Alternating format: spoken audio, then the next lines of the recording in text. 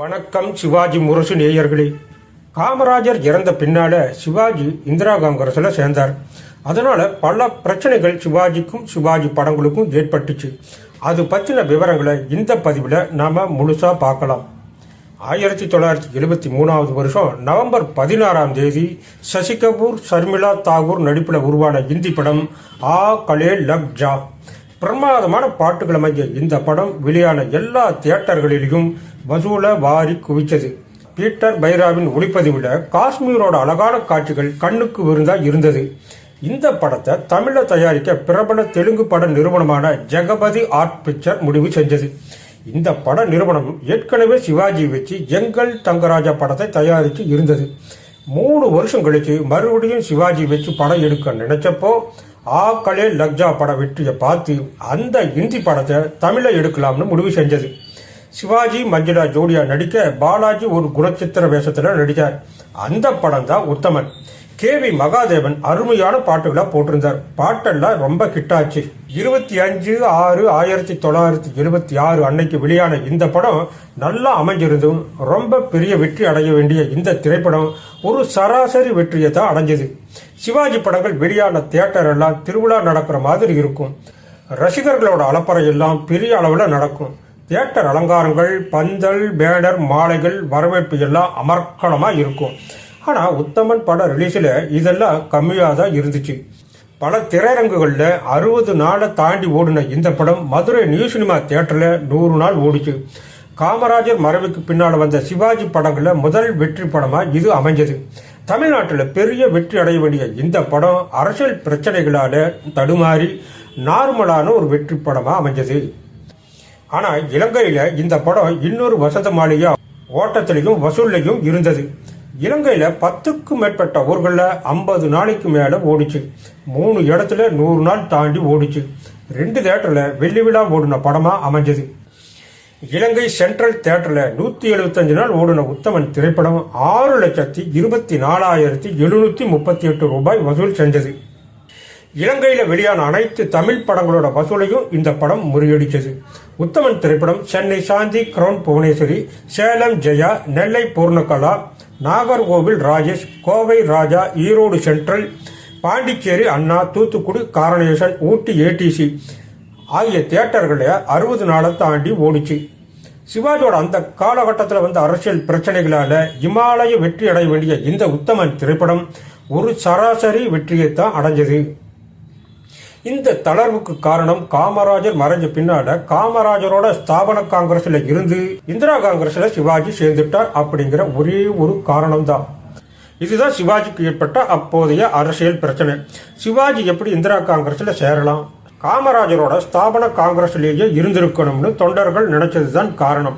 சிவாஜி திமுகவில் இருந்து வெளியேறினப்போ சந்திச்ச பிரச்சனைகளை விட ஸ்தாபன காங்கிரஸ்ல இருந்து வெளியேறினப்ப வந்த பிரச்சனைகள் தான் அதிகமாக இருந்துச்சு. காமராஜருக்கு அடுத்து ஸ்தாபன காங்கிரஸ்ல சொல்லிக் கொள்ளும்படியான தலைவர்கள் கிடையாது. சிவாஜிக்கு எதிரான அடுத்த கட்ட தலைவர்கள் தான் அதிகம் இருந்தாங்க. சிவாஜி செஞ்சது தான் சரின்னு காலம் நிரூபிச்சது. யாரெல்லாம் சிவாஜி செஞ்சது தப்புன்னு சொன்னாங்களோ அத்தனை பேரும் பின்னால காங்கிரஸ்ல தான் சேர்ந்தாங்க. சிவாஜி இந்திரா காங்கிரஸ்ல சேர்ந்த பின்னால அவர் நடிச்சு வெளிவந்த படங்கள் பெரிய பாதிப்புக்கு உள்ளாச்சு. பாலாஜி அப்ப தயாரிச்ச படம் உனக்காக நான். வழக்கமா தன்னோட படத்தை ஜனவரி 26க்கு தான் பாலாஜி வெளியீடு செய்வார். உனக்காக நான் படத்தையும் ஜனவரி 26க்கு ரிலீஸ் செய்யறதா விளம்பரமும் செஞ்சுட்டார். 1975 டிசம்பர்ல வெளியான பாட்டும் பரதமும் படத்துக்கு பெரிய எதிர்ப்பு வந்துச்சு. தியேட்டர்ல கருப்பு கொடியெல்லாம் கட்டி பலத்த எதிர்ப்பை காட்டுனாங்க. இந்த பதிவுல சொல்ல முடியாத பல எதிர்ப்புகள் எல்லாம் நடந்தது.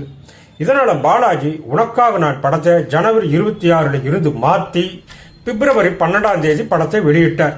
தியேட்டருக்கு போனா ஏதாவது கலவரம் நடக்குமோன்னு நிறைய ரசிகர்கள் தியேட்டருக்கு வரதை தவிர்த்துட்டாங்க. வழக்கமான கூட்டம் இல்லை.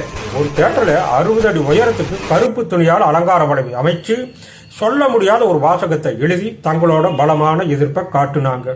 தமிழ்நாட்டில் எந்த தியேட்டர்லையும் ஆரவாரம் இல்லை, வரவேற்பு இல்லை, மக்கள் கூட்டம் கூட சுமாராக தான் இருந்துச்சு. காமராஜர் மரணம் ஏற்படுத்தின பாதிப்பு, இந்திரா காந்தி கொண்டு வந்த மிசா கொடுமைன்னு மொத்த தமிழகமும் இந்திரா மேல இருந்த வெறுப்புல இருந்த வேளையில சிவாஜி எடுத்த இந்திரா ஆதரவு நிலைதான் அவருக்கும் அவருடைய படங்களுக்கும் பாதிப்பை ஏற்படுத்துச்சு. ரசிகர்களோட மனநிலையை சொல்லவே இந்த விஷயம்.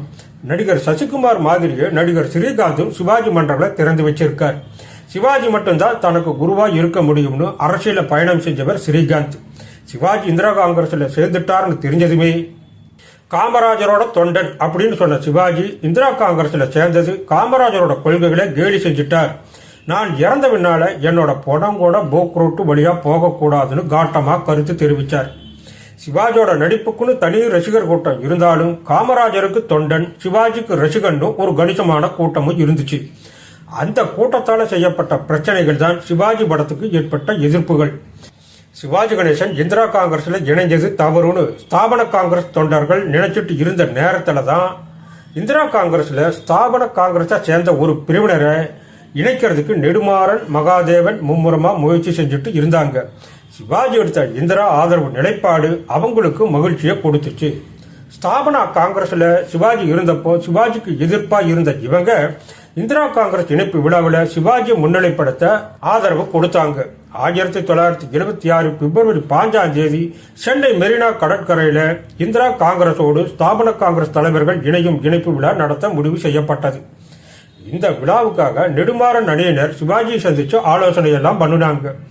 விழாவுக்கான செலவுகள்ல பெரும் பகுதியை சிவாஜி கொடுத்தார். சிவாஜிக்கு மாநில காங்கிரஸ் தலைவர் பதவியை கொடுக்க இந்திரா விரும்பினார். சிவாஜி தனக்கு எந்த பதவியும் வேண்டாம், தான் ஒரு தொண்டனாகவே இருந்து கொள்கிறேன் அப்படின்னு சொல்லிட்டார். சிவாஜியோட ஆதரவு யாருக்கு இருக்குதோ அவங்க தான் தலைவர் பதவிக்கு வர முடியுங்கிற நிலைமை இருந்துச்சு. அப்ப சிவாஜியோட நண்பரா தன்னை காட்டிக்கொண்ட மூப்பனார இந்திராவுக்கு பரிந்துரை செஞ்சு அவரை தலைவராக்கினார் சிவாஜி. 1977 இந்திரா காந்தி தமிழ்நாட்டுக்கு சுற்றுப்பயணம் செஞ்சார். மிசா சட்டத்தால பாதிக்கப்பட்டு மிகுந்த கோபத்துல இருந்தாங்க திமுகவினர். அந்த காலகட்டத்தில் மதுரையில இந்திராவை திமுகவினர் கல்லெறிஞ்சு தாக்குனாங்க. மதுரையில இருந்து ரயில்ல சென்னை வர புறப்பட்டார் இந்திரா காந்தி. வழி எங்கும் எதிர்ப்புகள். சென்னையில் இருந்த சிவாஜிக்கு இந்த செய்தி வந்து சேர்ந்துச்சு. கையில துப்பாக்கியோட ரயில் நிலையம் வந்தார் சிவாஜி. சிவாஜியே நேரில் வந்து விட்டதாலும் கையில வேறு துப்பாக்கியோட வந்துகிட்டு இருந்ததாலும் கலவரக்காரர்கள் பயந்து பின்வாங்கினாங்க. ரயிலை விட்டு இறங்கிய இந்திராவோட கரம் பிடித்து துப்பாக்கியோட பாதுகாப்பாக இந்திராவை கொண்டு சேர்த்தார் சிவாஜி. இந்த நிகழ்ச்சிக்கு பின்னால தமிழக காங்கிரஸ் விவகாரங்கள்ல சிவாஜியை கலந்து ஆலோசிக்காம இந்திரா காந்தி எந்த முடிவும் எடுத்ததில்லை. சிவாஜியோட அரசியல் களம் இப்படி இருக்க 26/1/1977 பாலாஜி தயாரிச்ச தீபம் படம் வெளியாச்சு. இந்த படத்துக்கு 10 நாள் முன்பு பொங்கலுக்கு அவன் ஒரு சரித்திரம் படம் வெளியாகி இருந்துச்சு. சிவாஜியோட அழகான நடிப்புல அவன் ஒரு சரித்திரம் படமும் நார்மலான ஓட்டமாவே இருந்துச்சு. தீபம் படம் வெளியான போதும் சரி இதே நிலைமைதான். சிவாஜி படங்களுக்கு அரசியலால ஏற்பட்ட பிரச்சனைகள் தீபம் படத்தின் முதல் வாரத்தோடு திருஷ்டி கழிஞ்சு போச்சு அப்படின்னு தான் சொல்லணும். பட ஓட்டம் கூடிச்சு, வசூல் திரண்டுச்சு. மீண்டும் விஸ்வரூபம் எடுத்தார் சிவாஜி. ஓடி போனவங்கள்லாம் வந்தாங்க. தியேட்டர்கள் எல்லாம் மீண்டும் ஆரவாரிக்க ஆரம்பித்தன. படம் வெளியான அனைத்து தியேட்டர்களையும் திருவிழா போல கூட்டம் கூடிச்சு. தனிக்காட்டு ராஜாவா வலம் வந்தார் சிவாஜி.